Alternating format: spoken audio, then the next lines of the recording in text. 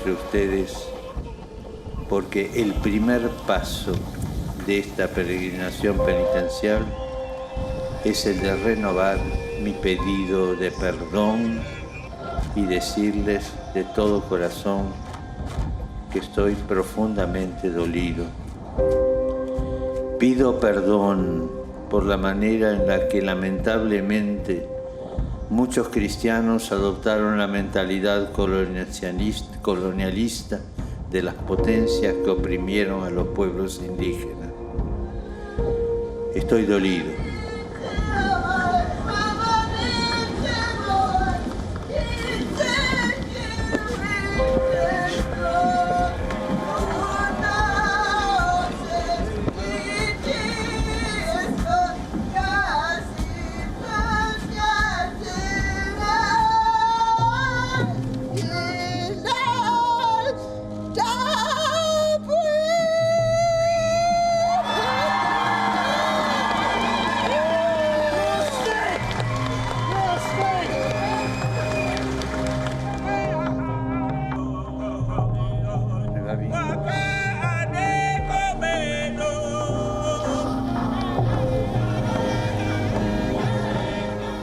Te traemos en nuestra aridez y nuestras dificultades. Te traemos los traumas de la violencia padecida por nuestros hermanos y hermanas indígenas. En este lugar bendito, donde reinan la armonía y la paz, te presentamos las disonancias de nuestra historia, los terribles efectos de la colonización, el dolor imborrable de tantas familias, abuelos y niños.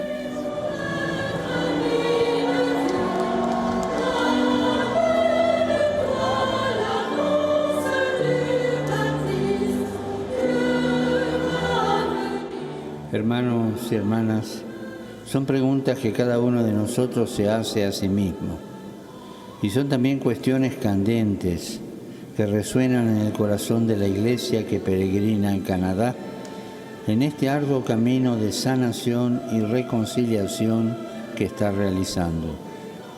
También nosotros, ante el escándalo del mal y ante el cuerpo de Cristo herido en la carne de nuestros hermanos indígenas, a la multitud de peregrinos que suben la escala santa, que evoca la subida de Jesús al pretorio de Pilatos.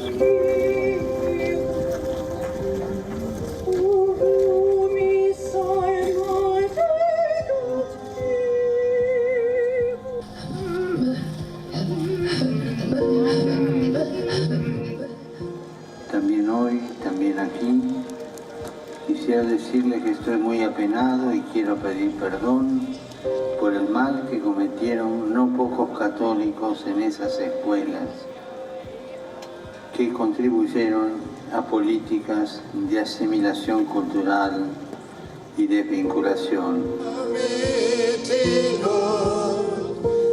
A long overdue apology, an admission of the Catholic Church's shameful legacy of abuse.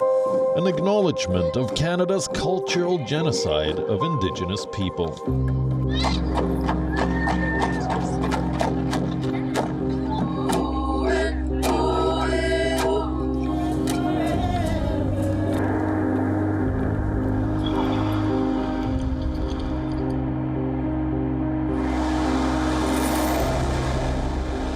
In the last week of July, during his 6-day penitential trip to Canada, Pope Francis made a series of apologies for the horrors inflicted by church-run Indigenous residential schools.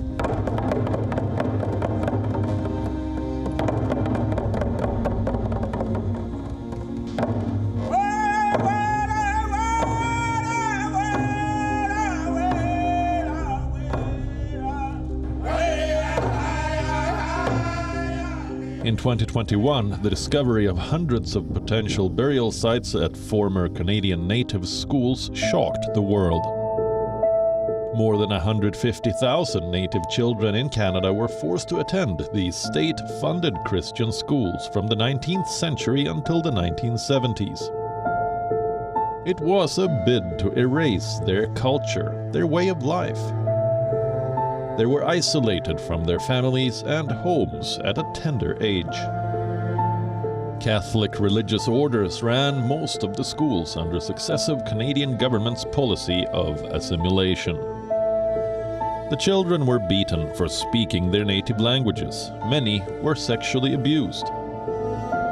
Canada's Truth and Reconciliation Commission calls it a cultural genocide. The Canadian government has admitted that physical and sexual abuse was rampant at these schools.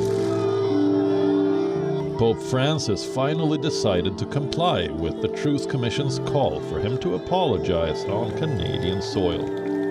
But what does his historic apology mean to the Indigenous community?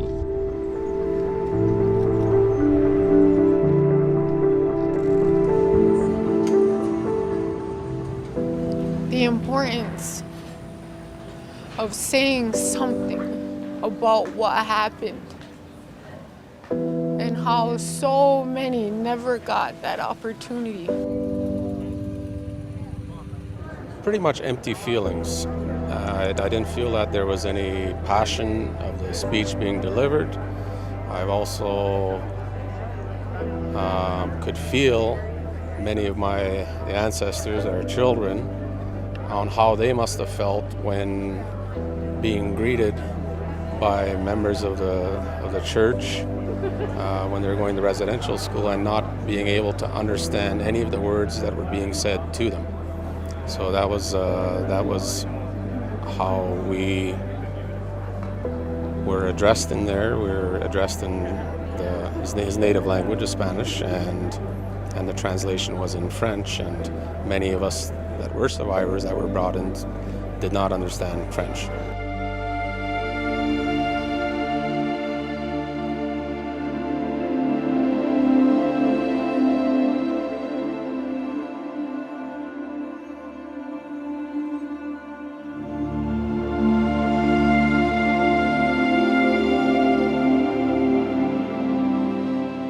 Apologize on behalf of his bad apples. He didn't apologize about Catholic Church running the 60% of the residential, over 60% of the residential. He didn't apologize for that. He came here, I don't know, and asking for forgiveness. I don't know, no, not for me anyways. You want me to heal? Tell the Pope to rescind this and tell the Queen, to ask the Queen to come here and apologize, kiss my moccasins.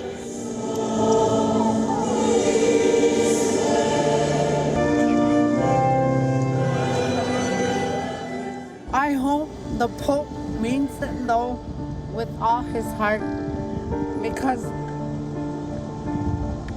it broke my family. It broke all of it. But we need to break the cycle of hate. That's all I have to say.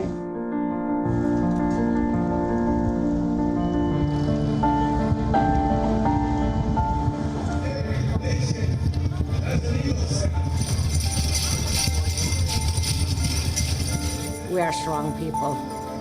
We are strong. We are Métis, and we were taught how to love, to respect, and to honor. And that was our destiny. And that today I sit proudly and I say to my prayers and to my friends that are long time gone, but I know they're hearing me, and they know my heart is just full. I know that I'm so happy and I'm so grateful. And I thank God that we had the opportunity to come to see our honored, beloved Pope. Don't think he gave an apology. He suggested it, but in actual fact, I don't think he apologized. What did you want him to say? Yes, the church is responsible for what we did. But it never came anywhere near that. What do you think about him coming here? Waste of our money. We're just letting him travel around on our government's money, and he's wasting it doing, what do you call that, publicity? Or trying to earn money for the church. I'm not very much into believing in the church anymore for that.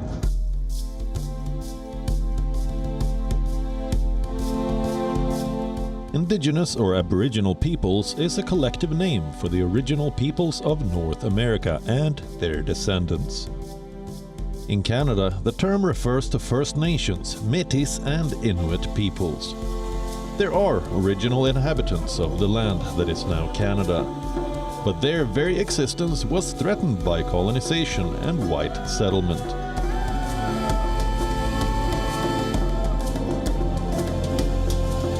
Today, they make up about 5% of Canada's population.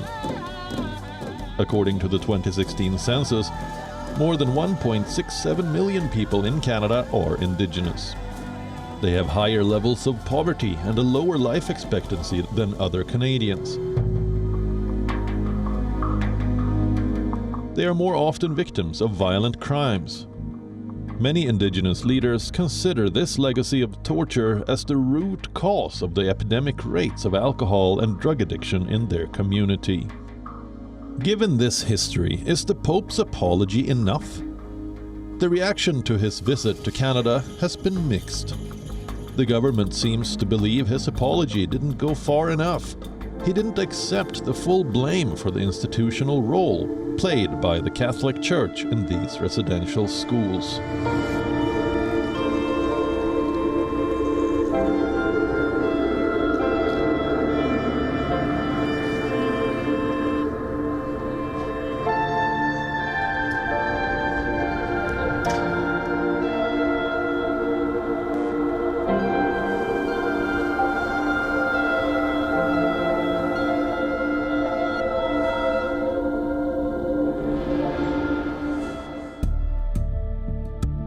On August 9th every year, the International Day of the World's Indigenous Peoples is celebrated to raise awareness and protect the rights of the world's indigenous population. According to a World Bank report, there are an estimated 476 million indigenous peoples worldwide.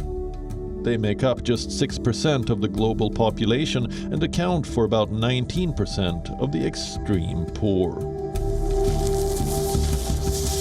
Let's see who they are. What challenges do they face? And why they are being left behind in the road to progress.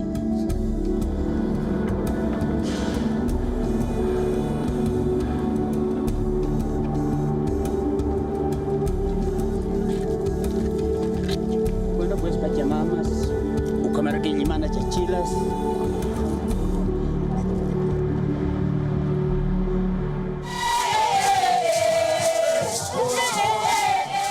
More than 18 million indigenous people reside in South America. 2 million of them are in Chile.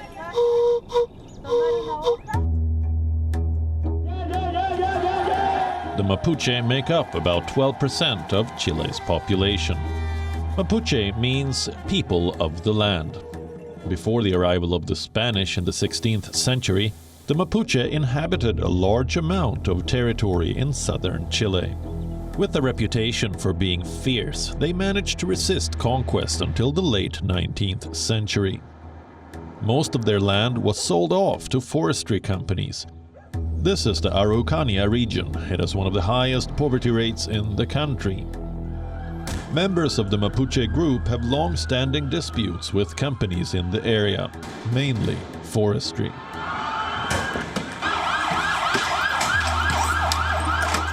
They are demanding the state return lands that they consider theirs by ancestral right. Clashes between Chilean security forces and indigenous Mapuche often turn deadly.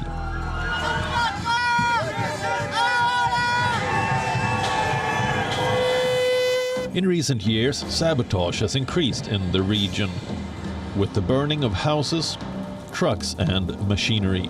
In the early hours of August 1st, 4 aircraft were destroyed during an arson attack in Curacautén, a town in the Araucania region. Authorities said the attack was carried out by the indigenous Mapuche Maleco Resistance Organization, a group that is being targeted by the Chilean government.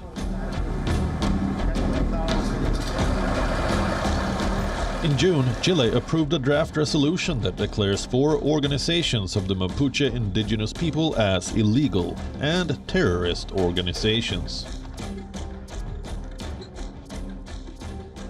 No se va a poder mientras no reconozcan al pueblo y la ciudad. As long as the Mapuche people and nation are not recognized, dialogue will not be possible. Because the government is not recognizing us. It does not even want to recognize what the Mapuche lands are.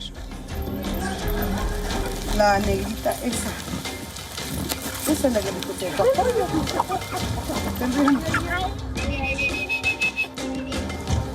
Y no se acerca. But things might change now. On September 4th, Chileans will vote on a new constitution. It could bring the most sweeping changes to the country since the end of former President Augusto Pinochet's military dictatorship. The proposed new constitution offers constitutional recognition to indigenous peoples.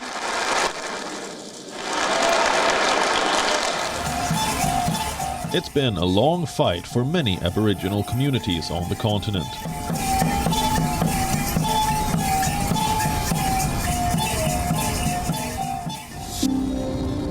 In Brazil's far west lies this immense swath of rainforest, the Javari Valley. It is one of the largest indigenous territories in Brazil.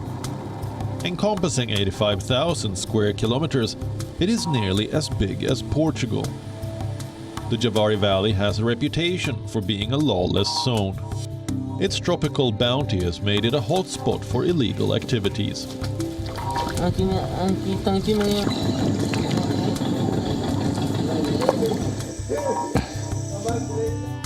On the 5th of June, Bruno Pereira, a Brazilian indigenous expert, was murdered along with British journalist Dom Phillips. Pereira had been introducing the British journalist to the indigenous people he could interview for a book about the Amazon. The local media reported that the duo were murdered for trying to protect indigenous people from drug traffickers and illegal miners, loggers, and hunters. The brutal crime generated an intense international outcry.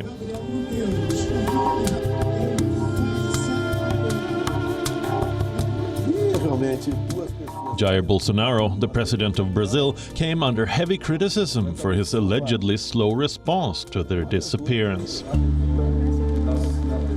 Protesters also called for the resignation of FUNAI agency's chief, Marcelo Xavier. FUNAI is the Brazilian government body that establishes and carries out policies relating to indigenous peoples. Federal prosecutors in Brazil have charged 3 men for the murders. Prosecutors said 2 of the 3 fishermen they have charged have confessed to the murders. On August 1st, an Aboriginal activist marched across the floor of the Senate in Australia. Well, please recite the affirmation on the card handed to you. I, Sovereign Lydia Thorpe, do solemnly and sincerely affirm and declare that I will be faithful and I bear true allegiance to the colonising Her Majesty Queen Elizabeth II. Senator Thorpe. Senator Lydia Thorpe took aim at Queen Elizabeth by calling her a colonizer. Recite the oath as printed on the card, so please recite the oath. The British monarch is still head of state in Australia. She was instructed to retake her oath of office. Thorpe has been a senator since September last year and was re-elected at the federal election in May. She believes that Australia should establish a truth-telling commission to shed light on the history of genocide and dispossession suffered by indigenous people through colonization.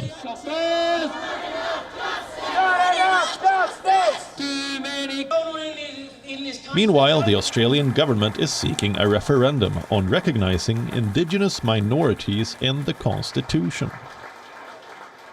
We are seeking a momentous change, but it is also a very simple one. It's not a matter of special treatment or preferential power. It's about consulting Aboriginal and Torres Strait Islander peoples on the decisions that affect you. Nothing more, but nothing less. This is simple courtesy. It is common decency. Australia's constitution makes no reference to Indigenous people, whose leaders have toiled for generations to win recognition for injustices suffered since European colonization in the 1700s. Australia was a British colony for more than 100 years. It was originally established as a penal colony. Indigenous inhabitants were displaced or killed. The doctrine of terra nullius was established under the British colonial government. The Latin term means land belonging to no one. It invalidated the sovereignty of Indigenous nations, giving white settlers the right to subjugate Indigenous peoples. It persisted in Australian law until as recently as 1992. Although the country became its own nation in 1901, it became part of the Commonwealth, much like India.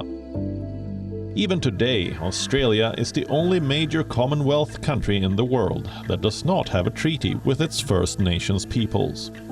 According to activists, Aboriginal Australians are still suffering the effects of their colonial past.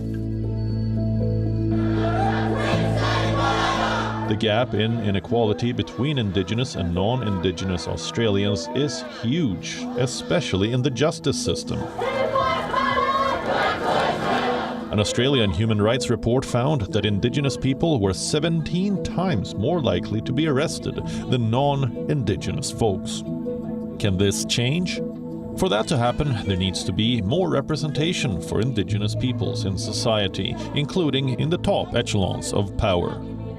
In 2006, Evo Morales was elected as the first ever native Indian president of Bolivia. Last year, Nanaya Marhuta became the first woman to be appointed as New Zealand's Minister for Maori Development. She was also the first minister to begin wearing a moko kawe, a traditional facial tattoo worn by Maori women, while serving in Parliament. Indian President Draupadi Murmu is also a woman of many firsts. She is the country's first Indigenous president. She belongs to the Santhal tribe, the third largest scheduled tribe community in India, after the Gonds and Bhils. Indigenous peoples are spread across 90 countries. They represent 5,000 different cultures. In 2007, the UN General Assembly adopted the Declaration on the Rights of Indigenous Peoples. But they continue to be marginalized. In most countries, they face the same harsh realities: eviction from their ancestral lands and discrimination. In a first, the Pope finally went to Canada to apologize. Indigenous leaders hope it will help survivors and their families heal. Calls for Queen Elizabeth to apologize on behalf of the Anglican Church and Crown have been predating his visit. So far, it's been falling on deaf ears.